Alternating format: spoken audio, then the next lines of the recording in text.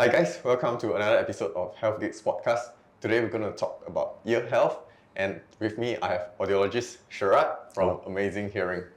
So Sharad, for the first question, how's our hearing related to aging? Right. Yeah.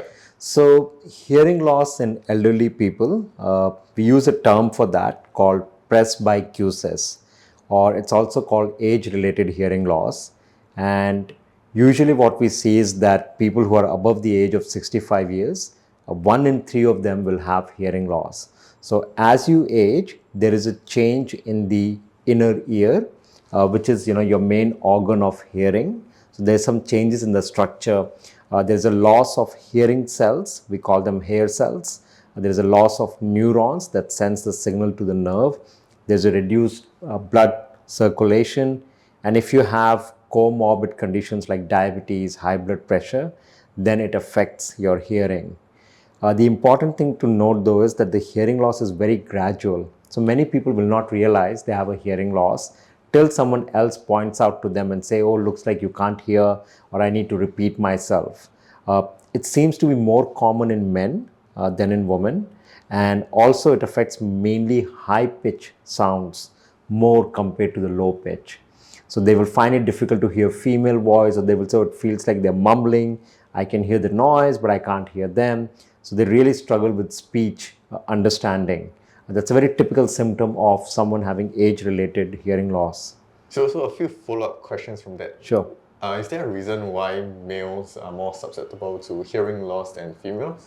Right. So it looks more like an environmental factor. There could be some genetic or hormonal factor, but largely what we have seen is environmental. So men tend to work in a more noisy environments, construction sites, military kind of environment and things like that. Also, they're just more listening to loud music and things like that. So that tends to show that men have more hearing loss.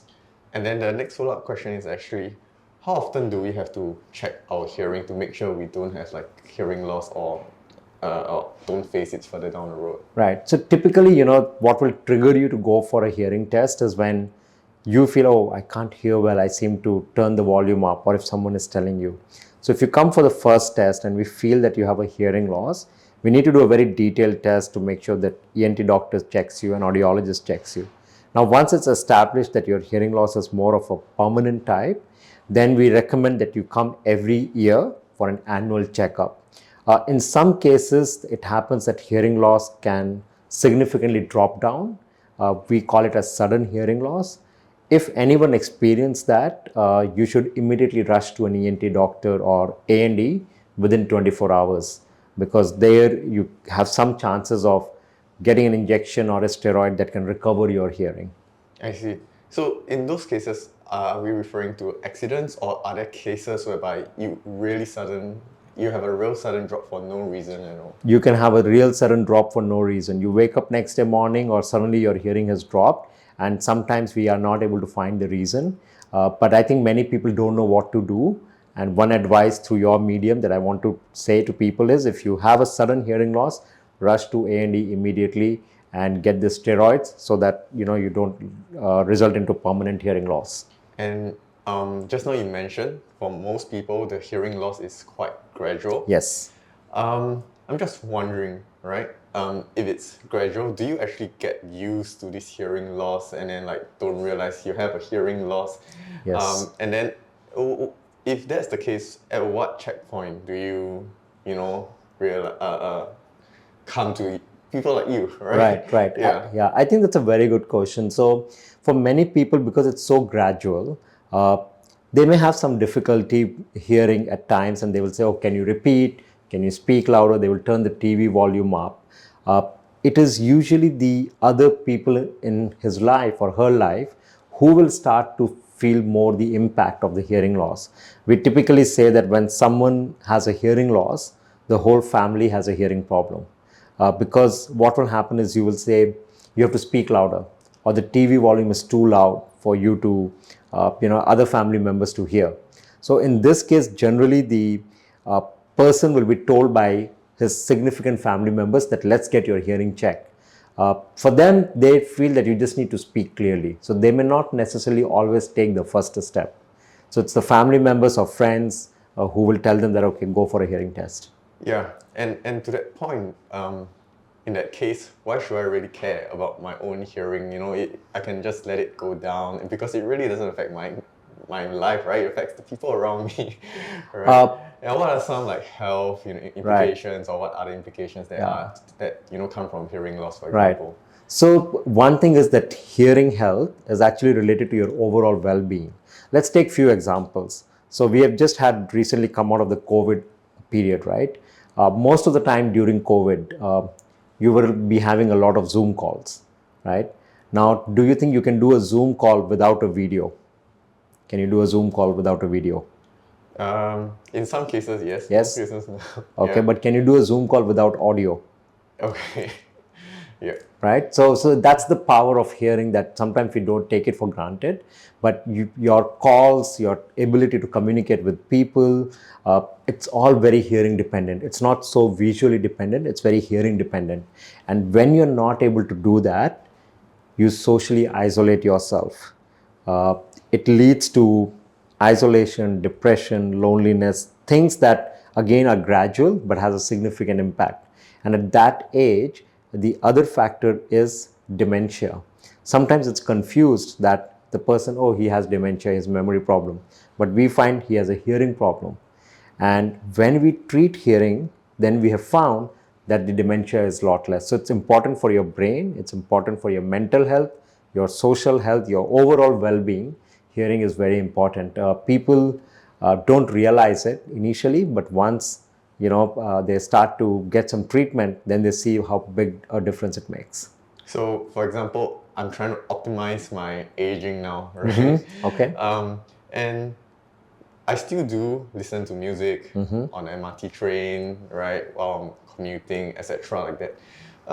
Will listening to loud music at this point, and I think I did a check with you 2 weeks ago, Yes. my hearing is still okay. Yes. But will it affect my hearing later on in life, even though my results now show that I'm okay? Yes, so we have seen, or we have seen from research that there is a long-term effect of hearing at loud levels constantly. So the recommendation is you should set your volume at 60%. So on your phone you can see you've gone 100 and then you try to set it at 50 to 60% and listen at one go, not more than 60 minutes. Try to give breaks. If you don't do that and you're continuously exposed to noise, what happens is that your hair cells or the hearing cells, they're overworking. They get fatigue, and over time they may have permanently damage. Also the nerves, they lose their, we call it myelin sheet. So that layer also becomes weaker. So then you may not see it now, but in few years time, you will start to see the effect of that. If you're continuously exposed to loud music or continuously listening to music. Then in that case, at that point, say I have some hearing loss, what are steps that I need to take? Okay. Yeah. So first thing is that in general, you should, first is not to expose yourself to noise so much. You have to be very careful. You should not listen to loud music for a very longer period of time. Monitor your hearing. Your overall health is also important. If you develop conditions like diabetes or blood pressure, or if you're taking any of the drugs or medicines, they also have effect on your hearing. So keeping your overall health is important. Keeping less noise exposure is important. And we also recommend people not to use earbuds and, kind of push things down, because you want to really preserve your hearing for, when you're older, that you can hear better. And I suppose this is just a very general question. Will you be able to help me with regaining my hearing back if I have hearing loss? And how does that happen? Yes. So usually when the hearing loss happens, especially because of age, it is more permanent hearing loss. And it cannot be treated, as of today, it cannot be treated by medicines or drugs. So what we need to do is we need to get you onto hearing aids. Hearing aids are amplifiers that mimic the function of the hair cells that are there.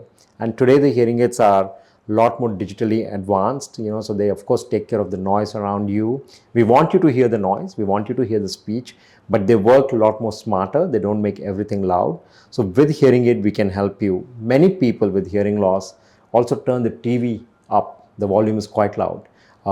Through these hearing aids, we can make sure that there is a device that connects the TV to your hearing aids directly via Bluetooth, so you don't have to turn the TV volume up. So yes, with hearing aids, we can definitely help. 90% of the hearing loss can be treated with the hearing aids or cochlear implants.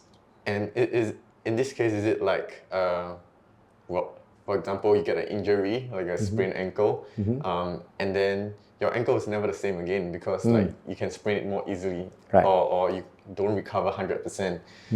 With hearing, is it the same? It is the same. You can't restore back to normal. So it's not, we are not giving you normal hearing, but we are getting you to hear as many things as possible. We usually say that with vision, when you get eyeglasses, you correct your vision. But with hearing, you repair your hearing, because hearing really happens mostly in the brain.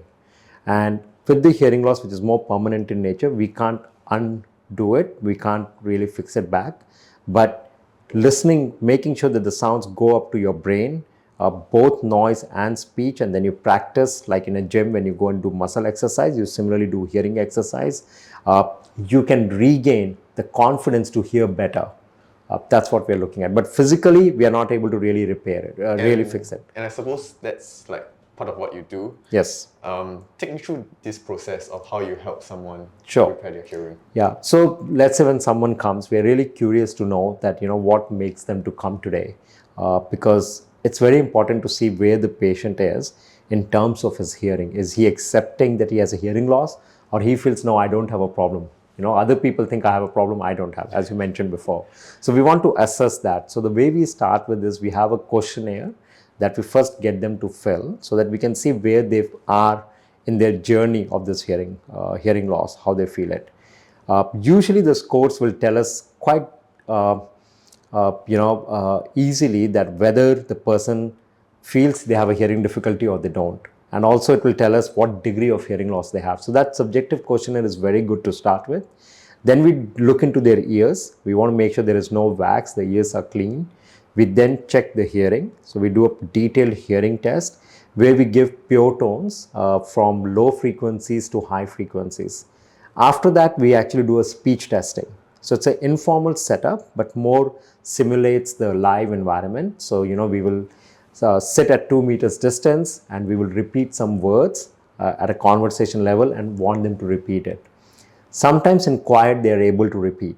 Then we will play some noise as well and see how they're doing it in noise environment. And there is where we see the problem. Once we have identified, we have spoken to them, then we give a hearing aid trial.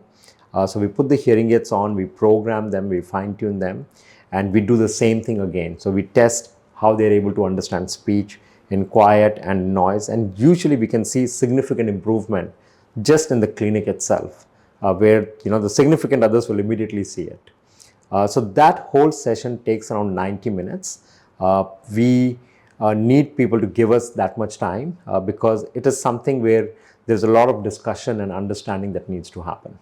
And following up from that session, Yeah. how does the process look So like? typically, if someone gets a hearing aid from us, then we usually see them for 2 sittings. So that means they would come after a month for first review, and then there's a second review. In between, we will provide the support, but our general encouragement is try the hearing aids because they're new. So usually it's 2 follow-ups, and then again we provide a more long-term service. So we are here to really, whenever they need any help, then they will come or call us. We also do home visits. So we will actually go home, and because that's more live environment, at a dinner table or listening to TV. So we will also do some fine tuning if needed at home to adjust and also consult the family and the person who's wearing hearing aid. So usually we see them 2 to 3 times after they've got the hearing aid over a period of next 3 to 6 months. And typically after that, they're fairly okay. Then we just leave it for them to come to us. Okay. And do people come back to you? Yes, they do. In fact, they keep in touch because then you need to, sometimes get your hearing aids repaired or maintained. So usually these are electronic products which have a warranty of 2 years, 3 years. So we always tell them to come before the warranty expires so we can just get them cleaned and checked. We see that customers, now because of technology, they remain in touch. And, again, these are elderly people. They like the social connection. So sometimes they just pop by and we just have a chat and things like that. Sounds like hearing is a lifelong thing, just that Yes. most people realize it much later. That is correct. Right. All right. Thanks so much for your time, and thanks for the sharing. It's been very insightful for me. No, thank you very much, for your interest and your curiosity. I think it's really interesting how hearing affects individual health. And so thank you so much for taking time. Yeah. If you guys like to find out more, feel free to get in touch with either Sharad or with the podcast. Thanks again for tuning in. Till next time. Take care.